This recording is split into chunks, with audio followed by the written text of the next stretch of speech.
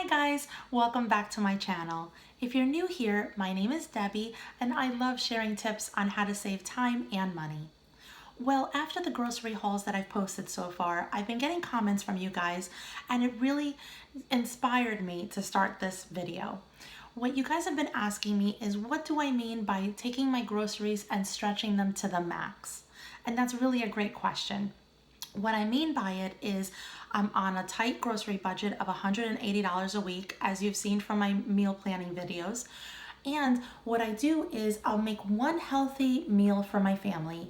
And then instead of just reheating the leftovers another day down the week, I actually take the leftovers and turn it into something completely different. And I do it for different reasons. Because one, I'm using up every single ingredient that I bought, which of course saves me money.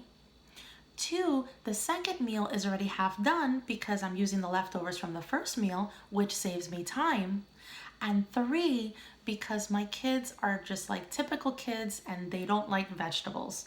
And they eat it because I make them. Well, because I cook it.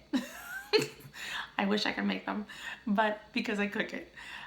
But you don't know, just like every typical mom, how many times I have to say, eat your dinner, eat your dinner, eat your dinner. But the whole point of turning it into something completely different is so that it keeps things less boring for them, and it actually encourages them to eat the second meal as well. So I want to share with you my spaghetti sauce, which isn't the typical spaghetti sauce recipe. I've come up with it because I wanted to bump up the vegetables that I serve my family.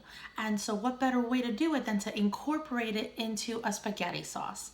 Actually, my little Emily, who's 5 years old, will actually ask for the rest of the week if she can have some of my sauce to dip her vegetables in because she loves it so much. And of course, if she only knew that she was dipping a vegetable into a sauce incorporated with more vegetables, then maybe she'd think twice, but let's not tell her.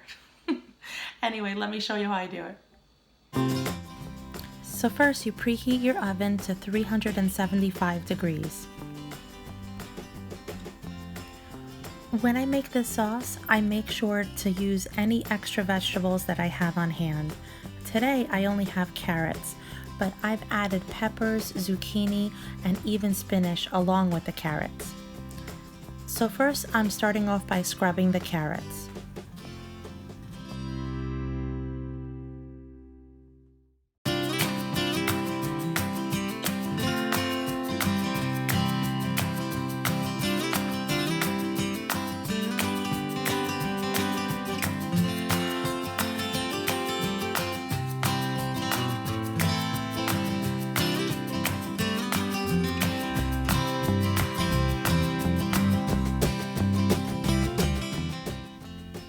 Next, I'm going to peel all the carrots.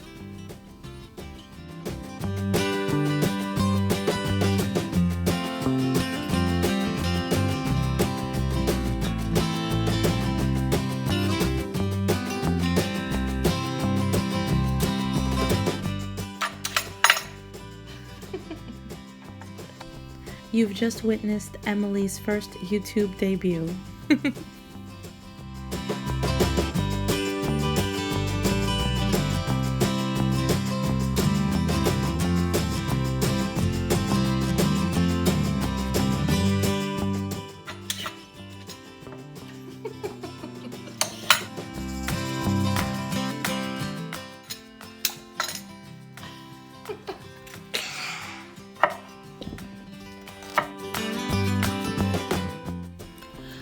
I'm going to take these vegetable scraps and put them in the Ziploc bag that I keep in the freezer.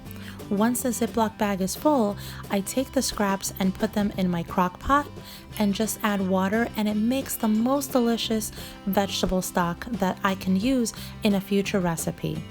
If you haven't seen my video on how to save money by using your freezer, I'll link it above and in the description box down below.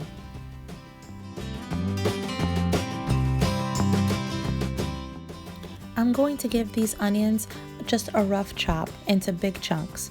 I like using red and white onions in this recipe, but you can use whichever onions you have on hand.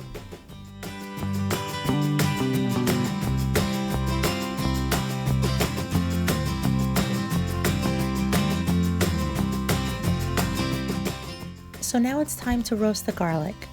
What I like to do is to cut the ends of the garlic bulb in order to expose all the cloves. And of course, where do those scraps go? Right in my scrap bag for that stock. Then I take any oil I have on hand, in this case it's avocado oil, and I'm going to pour the oil right on top along with some salt and pepper.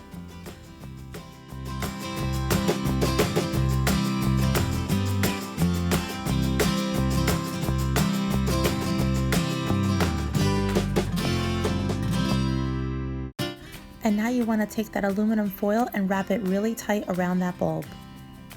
Now you place your vegetables in a bowl, not including the garlic, and you add oil, salt, and pepper. I'm using avocado oil, but you can also use olive oil. I know you can also do this on a cookie sheet, but I really think that by putting it in the bowl, not only do you save on calories because you use less oil, but also on the price of the oil. And every penny counts. Once the vegetables are evenly coated with the oil, put them on a cookie sheet. I use aluminum foil because it's for easy cleanup afterwards. Make sure that the garlic is also on there and that the vegetables are not on top of each other because that way they'll cook evenly. And into the oven it goes for 30 minutes. So now that the vegetables are out of the oven and have cooled, it's time to make the sauce. So the first thing I do is take about half a can of tomato paste and I put it in my Dutch oven. You can use a regular spaghetti pot, but I like this one better because it's even heating and it actually can go a little quicker. So now that the oil is hot, I added in my half can of tomato paste. And these cans are the little ones that you get. It's only 6 ounces, so I only put about half of it in there, maybe just a little bit less. Once you see it sizzling in there and you start smelling it, that's when you know that you're ready to add in more ingredients. So I have here 4 cans of tomatoes. Now I have 2 of the peeled tomatoes and 2 of the crushed tomatoes. These cans are 28 ounces, so it all depends on the size of your pot, how much you put in. I think I'm gonna put in all 4, but let me see what the pot looks like once I put the 3 in. So my pot took not only the 4 cans, but actually I put a little bit of water in one of them, and just to make sure I get every ounce of that tomato juice in there. Now, it doesn't matter whether you get the crushed or the diced or tomato sauce, because at the end I'm going to take those vegetables and I'm gonna put them in here and I'm gonna puree them, so it doesn't really matter, it all becomes sauce anyway. Because I'm going to be pureeing the vegetables in here, I don't add any of the spices yet. Normally I'll put in some basil if I have it fresh, which I don't, so I'm going to be using the dry basil. And when you're going to use dry herbs, it's always good to put a little extra in because it doesn't have the strong taste that a fresh herb does. With my wooden spoon, I am taking the plum tomatoes and just giving them a press. I'm making a little mess also, just to break them down.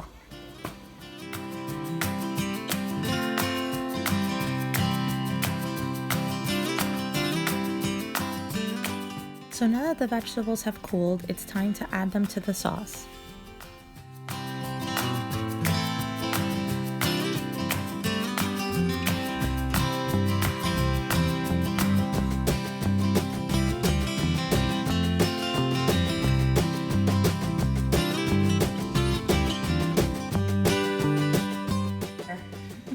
I'm just gonna take the roasted garlic and give it a tight little squeeze and have all of the cloves that have been roasted just go right in the sauce. It is messy, but it is so delicious. You just want to give it a little squeeze and go around just to make sure you get all of them out. Obviously not the peels.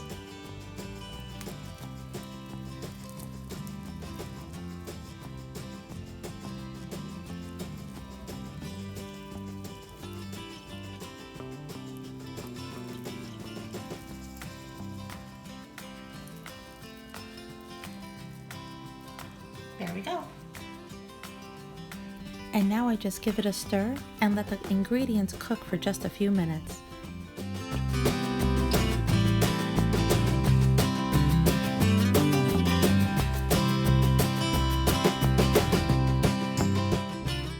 And now with my immersion blender, I'm going to puree the vegetables and the whole tomatoes and turn it into a great sauce.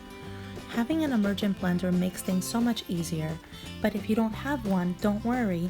You can let the sauce cool and then put it either in a food processor or in a blender. I'm going to leave a link in the description box down below to all the products that you've seen in case you guys want to check them out.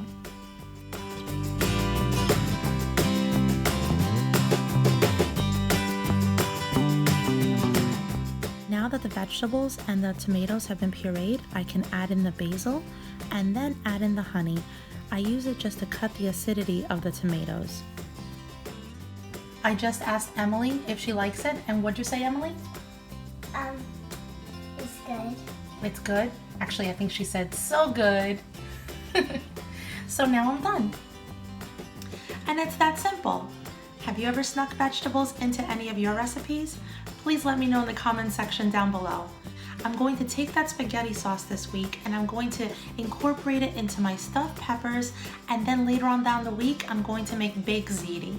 So this Cook With Me series is going to be a little different than what I've seen on YouTube, at least, where I'm actually going to show you how I take the leftovers of one recipe and turn it into something else.